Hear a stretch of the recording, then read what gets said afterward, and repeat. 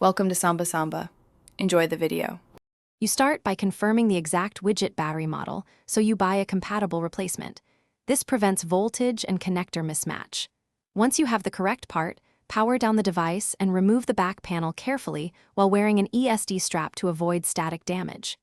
Make sure to gather the T5 driver, plastic spudger, and a 0.5A multimeter. These first steps let you work cleanly and verify voltage before disconnecting the old battery.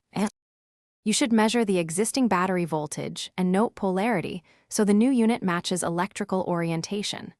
Once done, apply gentle heat to soften adhesive and use the plastic spudger to lift the battery evenly. Avoid puncturing the cell. Make sure to clean old adhesive residue before seating the new battery. Align the connector precisely, press it into the socket until it clicks, and secure the cell with appropriate adhesive or tape to prevent movement during use. You finish by reconnecting power and booting the device, watching the battery percentage and charging behavior closely. This confirms correct installation. If the device fails to boot or shows no charge, make sure to power down and recheck connector seating, flex cables, and any solder joints for damage. As a key troubleshooting tip, measure the connector pins with your multimeter for the expected voltage.